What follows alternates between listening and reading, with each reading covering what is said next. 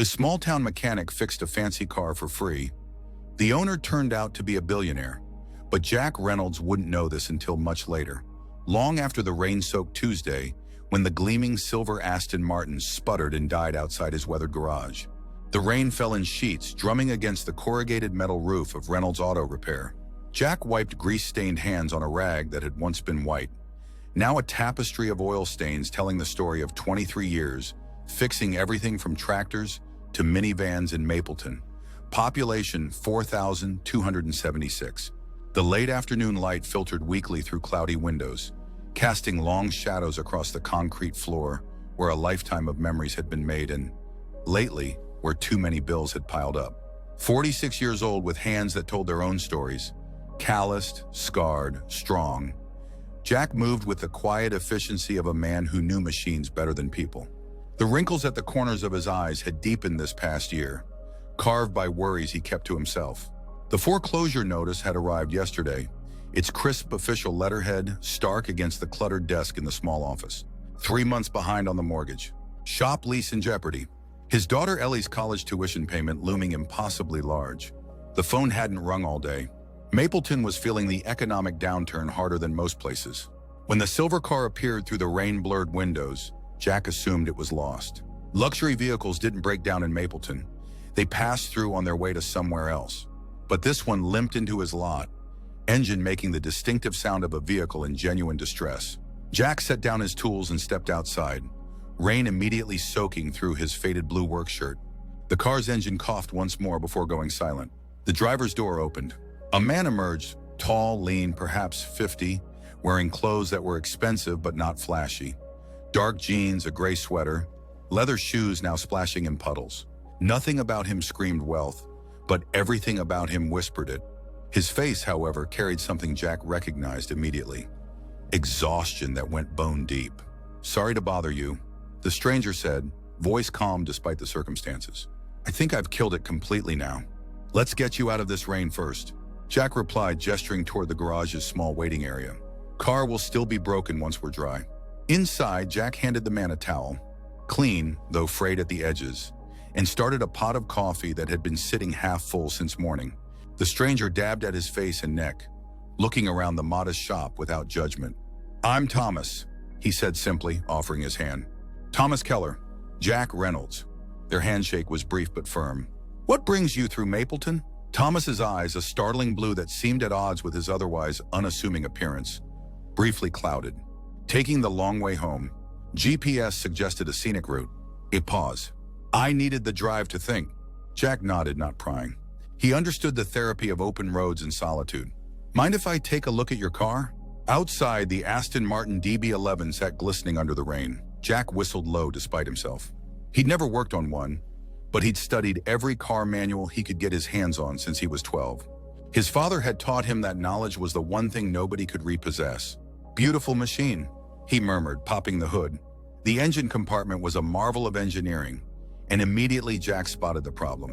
A broken timing belt had caused cascading failures. Parts would be impossible to find in Mapleton, and the labor alone would cost thousands at a dealership. Back inside, he explained the situation to Thomas, who listened attentively, asking intelligent questions. Not the typical luxury car owner who knew nothing beyond how to press the accelerator. "How long would repairs take?" Thomas asked. Jack hesitated. "Parts would need to be special ordered. At least a week. There's a decent hotel about 20 miles from here in Riverside, if you need." "And the cost?" Thomas interrupted gently. Jack calculated quickly. "Parts will run about $8,000. Labor dot." He trailed off, thinking of the foreclosure notice, of Ellie's tuition. But some part of him, the part his father had instilled, couldn't do it. Couldn't overcharge someone just because their car suggested they could afford it. "Call it $12,000 total. Any dealership would charge at least $18,000. Thomas nodded, unsurprised by the figure. "And locally? Are there parts suppliers who might have what you need?" Jack shook his head. "Not for an Aston Martin. But..." He stopped, an idea forming. "I have a buddy in Charlotte who restores classics. He might have connections. Might cut the wait to 3 days if we're lucky." The rain continued its assault on the roof as they talked. Jack offered to call a rental car company. Thomas declined, saying he'd make his own arrangements, but asked if there was a place nearby where he could get dinner and think through his options. "Maggie's Diner, 2 blocks down." best meatloaf you'll ever have." Jack found himself adding, "I can run you over there if you'd like." Thomas accepted with a genuine smile that transformed his tired face. Jack grabbed his keys and they dashed through the rain to his truck, a 1997 Ford F-150 that had seen better days but still ran perfectly because Jack couldn't afford for it not to. At Maggie's, the evening crowd was thin. The waitress Doris, who'd known Jack since he was in diapers, raised her eyebrows at his companion but said nothing as she seated them by the window. The rain created rivulets down the glass, distorting the view of Main Street's modest storefronts. They ordered meatloaf for Thomas on Jack's recommendation, the usual burger for Jack, and fell into surprisingly easy conversation. Jack learned that Thomas worked in investments, vague enough that Jack didn't press, and was recently divorced. Thomas learned that Jack was a widower of 5 years with a 19-year-old daughter studying nursing at UNC. "She's smart as a whip," Jack said, pride momentarily displacing the worry lines around his eyes. "Gets that from her mother." Kate was a high school science teacher. Everyone said Ellie would follow in her footsteps, but she's always wanted to be a nurse. "You must be very proud," Thomas said, his tone suggesting this wasn't mere politeness. Jack nodded, then hesitated before adding, "Worried too. Tuition's steep, but she's got scholarships and I've been saving since she was born." The words "not enough" hung unspoken. Thomas seemed about to respond when his phone rang. He checked the screen, excused himself, and stepped outside despite the rain. Through the window, Jack could see his posture change, shoulders tensing, one hand gesturing emphatically. When he returned several minutes later, the ease had vanished from his manner. "Everything all right?" Jack asked. "Just business," Thomas replied, though his eyes suggested otherwise. "Always something." They finished their meal in comfortable silence. When the check came, Thomas insisted on paying for both of them. "Least I can do, given the circumstances." Back at the garage, Jack handed Thomas a business card with his cell number scrawled on the back. "In case you need anything. The Riverside Hotel is decent if you're staying. I'll make some calls about those parts first thing tomorrow." Thomas took the card, studied it for a moment. "Thank you, Jack." He paused. "I get the feeling you're good at what you do."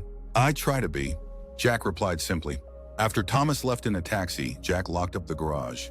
The rain had finally stopped, leaving the night air heavy with moisture and the scent of wet asphalt.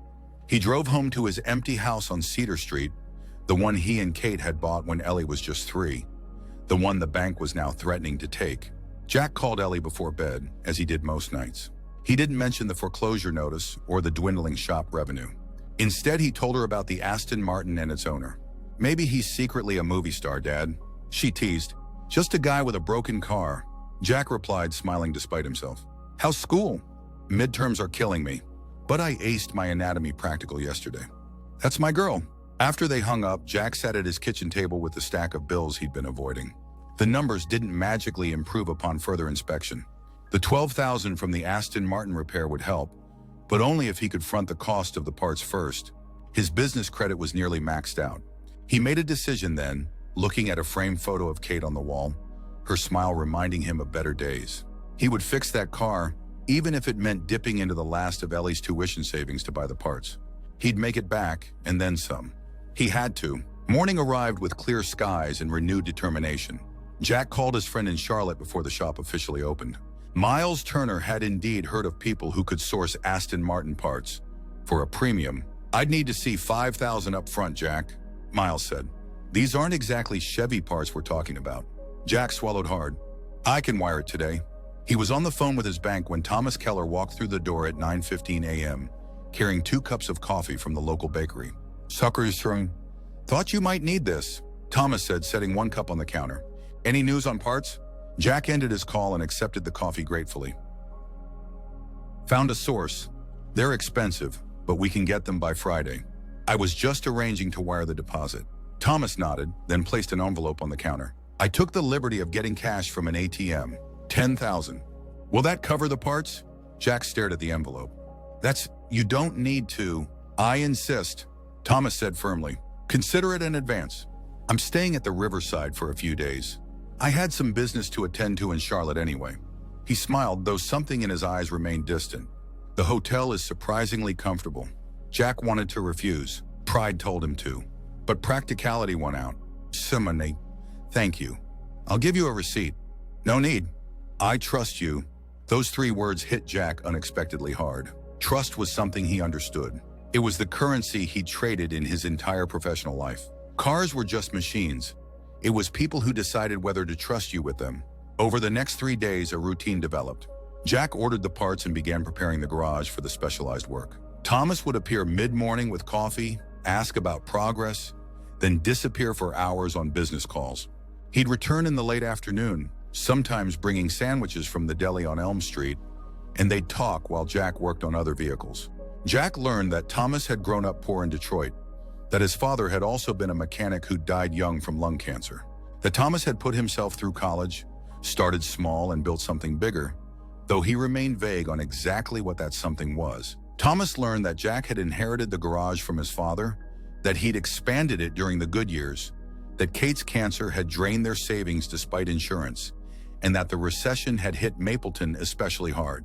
What struck Jack most was how Thomas listened, really listened, asking follow-up questions that showed he was paying attention.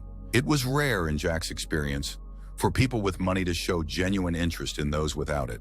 The parts arrived Friday morning via special courier. Jack had cleared his schedule to focus exclusively on the Aston Martin. Thomas arrived as Jack was unpacking the components, running his fingers reverently over the precision-engineered pieces. "This is craftsmanship," Jack murmured. Thomas watched him with a curious expression. "You really love this, don't you?" "The mechanics of it all." Jack nodded, already mentally mapping the repair sequence. "Always have. There's something honest about machines. They don't lie to you. If something's wrong, there's always a reason, always a fix if you're patient enough to find it." He glanced up. "People are messier." "That they are," Thomas agreed quietly. Jack worked through the day, losing himself in the intricate puzzle of the engine.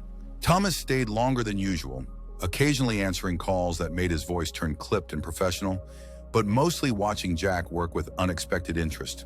At sunset, when the light turned golden through the garage windows, Jack stepped back, wiping sweat from his brow. "That's all I can do today. The adhesives need to cure overnight." Thomas nodded. "Join me for dinner?"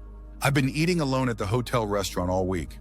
They ended up at Riverside's nicest restaurant, still modest by city standards, but significantly more upscale than Maggie's Diner. Jack felt underdressed in his clean but worn jeans and button-up shirt, but Thomas waved away his concerns. Over steaks and a bottle of wine Thomas insisted on ordering, their conversation deepened. Perhaps it was the wine, perhaps the growing ease between them. But Thomas finally spoke about what had brought him on his scenic route through Mapleton. "My divorce was finalized last month," he said, rotating his wine glass slowly. 26 years of marriage ended with a signature. "My daughters barely speak to me. They believe their mother's version of events." "Which is?" Jack asked cautiously. "That I chose work over family. That I was never there."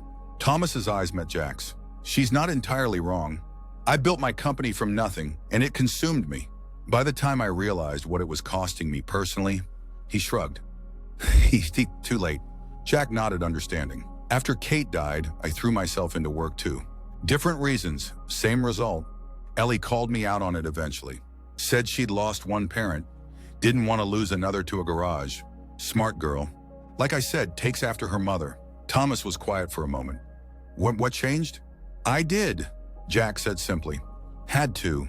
Some things matter more than work." The words hung between them, heavy with implication.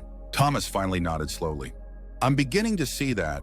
Saturday morning, Jack arrived at the garage earlier than usual, eager to complete the repair. To his surprise, Thomas was already waiting, leaning against his rental car with 2 cups of coffee and a bag from the bakery. "Couldn't sleep," Thomas explained, handing over breakfast. "So worried, thought you might start early." They worked together, though together meant Jack doing the skilled labor, while Thomas handed him tools and asked questions about the process. By mid-afternoon, the Aston Martin's engine purred to life again, the sound so smooth it was almost musical. Jack closed the hood with satisfaction. "Let's take her for a test drive. Make sure everything's aligned properly." They drove the winding back roads outside Mapleton, windows down, the repaired engine responding perfectly to every acceleration and curve. Jack explained small adjustments he might make to optimize performance further, his hands moving animatedly as he spoke. Thomas listened, then said, "You've saved me a fortune. The dealership would have kept this car for weeks and charged triple." Jack shrugged. "Just doing my job." "No," Thomas said with unexpected firmness. "You went above and beyond. I've been watching you all week. You treat every vehicle that comes in like it matters, whether it's Mrs. Wilson's 20-year-old Buick or my Aston Martin. Jack felt uncomfortable with the praise. Integrity isn't special. It's just necessary. They returned to the garage as the sun was setting. Jack prepared the final invoice, hesitating before making a decision that went against every financial instinct he had. "I'm waiving the labor," he said, sliding the paper across the counter. Thomas frowned.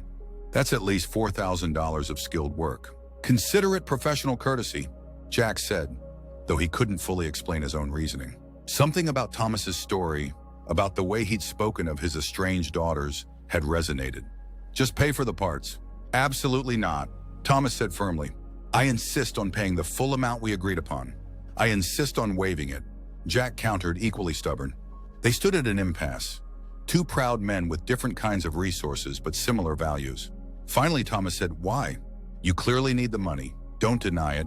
I've seen how quiet this place is, how you schedule every minute to maximize efficiency. Why would you give up $4,000?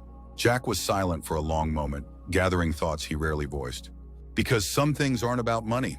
Because you treated me like a person, not a service provider. Because," he hesitated, "because I think you're at a crossroads, and maybe I am too." Thomas studied him, blue eyes sharp with intelligence. "Explain." "You're reevaluating your life after your divorce. I'm fighting to keep mine from falling apart completely." Jack hadn't meant to be so candid, but continued anyway. "The bank's foreclosing on my house. The shop lease is up for renewal with a 40% increase I can't afford. Ellie's tuition payment is due next month."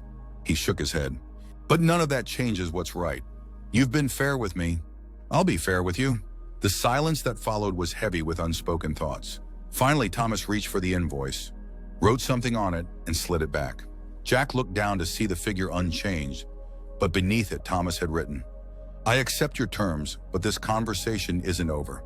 The Aston Martin left Mapleton on Sunday morning. Thomas shook Jack's hand firmly before departing, promising to keep in touch, though both men knew such promises, between chance acquaintances, rarely materialized. Life resumed its normal rhythm.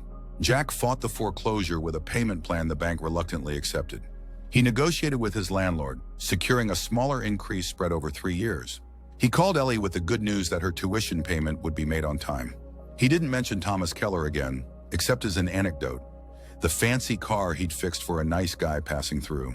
The memory faded as autumn deepened into winter, and the struggle to keep Reynolds Auto Repair afloat consumed his daily thoughts. 3 weeks before Christmas, on a Tuesday morning much colder than that rainy day in September, a sleek black SUV pulled into Jack's lot. A woman in a tailored suit emerged, her professional demeanor marking her immediately as out of place in Mapleton. "Mr. Reynolds?" she asked, approaching the garage where Jack was replacing brake pads on a Subaru. "That's me," he replied, wiping his hands. "Can I help you?" She handed him a heavy cream-colored envelope. "I'm Angela Winters, legal representative for Mr. Hamsakin, Thomas Keller.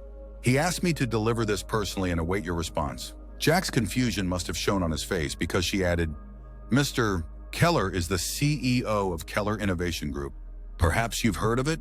He hadn't, but nodded anyway, opening the envelope with grease-stained fingers. Inside was a letter on expensive stationery and a smaller sealed envelope. The letter read, "Dear Jack, I hope this finds you well. I've thought often about our conversations and your extraordinary gesture. In researching your situation further, forgive the intrusion, I've come to understand the precariousness of Mapleton's economy and the challenges facing small business owners like yourself. Reynolds Auto Repair represents something increasingly rare: skill, integrity, and community service combined. The enclosed proposal is my attempt to honor those qualities and perhaps to apply some of the wisdom you unknowingly imparted. My company specializes in identifying undervalued assets and investing in their growth. You and your business are such assets, though you would never view yourself that way. Angela will answer any questions. This offer comes with no obligation and no expiration date. Take your time considering it. With respect and gratitude, Thomas Keller." Jack opened the second envelope with trembling fingers. Inside was a formal business proposal. Keller Innovation Group offered to purchase the building housing Reynolds Auto Repair and the surrounding property, lease it back to Jack at a fixed, below-market rate for 20 years, and establish a technical scholarship program at Mapleton High School in partnership with the garage. The purchase price was 3 times the property's assessed value. Jack couldn't find words. Mr. Keller was quite specific about the terms. Angela said, he believes this arrangement would benefit both parties. His company gains a stable investment in a community with growth potential while preserving a vital local business. Jack read through the documents twice more, looking for the catch, the hidden clause, the trap. There wasn't one. Why? He finally asked. Why would he do this? Angela's professional veneer softened slightly. Mr. Keller rarely explains his investment decisions to anyone, including me. But he did say something unusual when he gave me these papers. She paused. He said some things aren't about money. Jack felt something catch in his throat. His own words echoed back. I'll need time to think about this, he managed. Of course. Here's my card. Call when you're ready to discuss next steps. After she left, Jack sat in his office, staring at the proposal that could change everything. He thought about pride, about charity versus investment, about what Kate would say, about Ellie's future. He called Thomas directly, using the number still saved in his phone from September. It rang 4 times before connecting. Jack, Thomas's voice held genuine warmth. I was hoping you'd call. Your offer. Jack began, then stopped, gathering thoughts. It's overwhelming. It's business. Thomas replied, good business. Is it? Or is it charity wrapped in business terms to spare my pride? Thomas was quiet for a moment. When my car broke down in Mapleton, I was at my lowest point. The divorce, my daughter's estrangement, shareholders demanding higher profits at any cost. I was driving aimlessly, questioning every decision I'd ever made. He continued, then I met a man who fixed my car for free because he thought it was right, who worked with absolute integrity even while facing financial ruin, who reminded me what matters. A pause. That's not charity, Jack. That's recognizing value others have overlooked. Jack thought about this, about the unlikely friendship formed in a small-town garage. What if I counter-propose? I'm listening. I accept the property purchase and lease terms, but the scholarship program becomes a joint venture.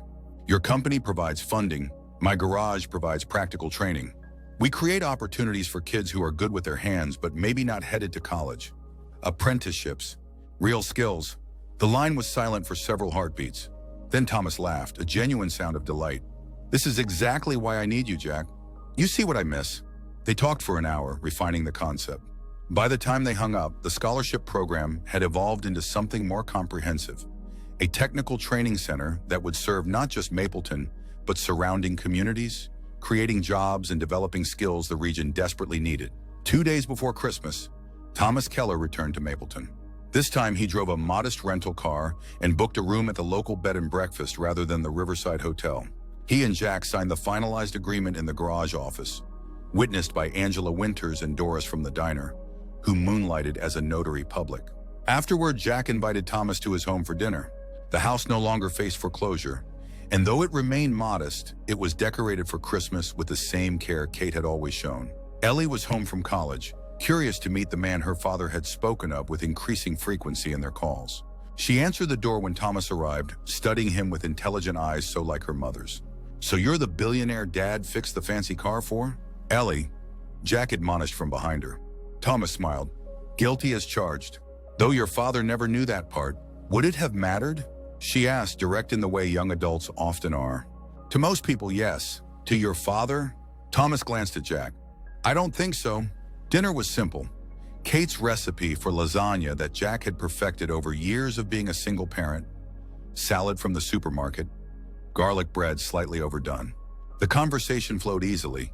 Ellie sharing stories from nursing school, Thomas asking thoughtful questions, Jack watching the unexpected connection forming between his daughter and his unlikely business partner.